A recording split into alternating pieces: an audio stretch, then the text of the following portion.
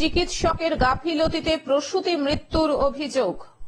আরজিকর হাসপাতালে পড়ুয়া চিকিৎসককে ধর্ষণ করে খুনের ঘটনায় যখন উত্তাল সারা দেশ, তখনই চিকিৎসার গাফিলতিতে রোগী মৃত্যুর ঘটনায় চাঞ্চল্য ছড়ালো হাসপাতাল চত্বরে।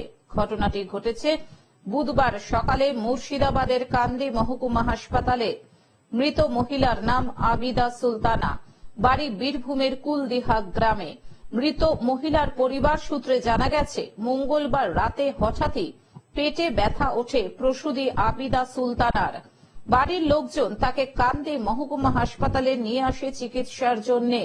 মৃতের পরিবারের অভিযোগ, আবিদাকে রাত ৮টার সময় হাসপাতালে ভর্তি করানো হলেও ডাক্তার তাকে দেখতে আসেন রাত ৯টার সময়। সেই সময় তাকে একটি ইনজেকশন দেওয়া হয়। ইনজেকশন দেওয়ার ১ ঘন্টার মধ্যেই ফের পেটে ব্যথা শুরু হয় ওই প্রসূতির।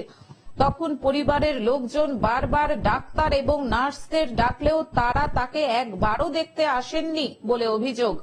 বুধবার ভোর রাতে মৃত্যু হয় ওই প্রসূতির। এরপরই চিকিৎসার গাফিলতিতে প্রসূতির মৃত্যু হয়েছে বলে অভিযোগ তোলেন পরিবারের সদস্যরা এবং হাসপাতাল চত্বরে তারা বিক্ষোভ শুরু করেন।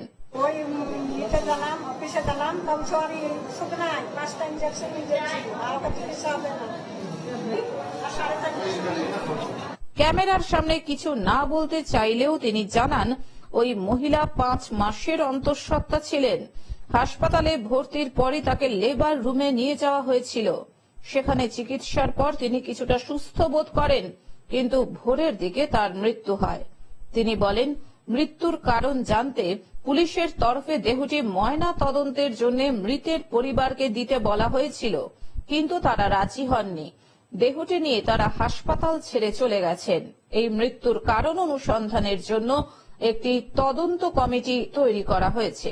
হঠাৎ পেটে ব্যথা, বাড়িতে বলছে হসপিটাল যাবো, হসপিটাল নিয়ে এলাম। হসপিটালে এসে ভর্তি করলাম, নিয়ে দেখালাম। ডাক্তার বলছে ৮টার সময় আসবে। ভর্তি করার পরে ওরা দুটো ইঞ্জেকশন লিখে দিয়েছিল আমাকে। একটা ইঞ্জেকশন নিয়ে এসে দিয়েছি। সেটা ইঞ্জেকশনটা দেওয়ার পর একটু ব্যথাটা কমেছিল। ৮টার সময় ডাক্তার আসবে বলে সে ৯টার সময় এসেছিল। ৯টার সময় এসে ডাক্তার চিকিৎসা করার একটু করেছে, কিছু ওষুধ লেখেনি, কিছুই ওষুধ লেখেনি। তারপর আমি বললাম কিছু ওষুধ লেখেনি, কি হয়েছে? তা বলছে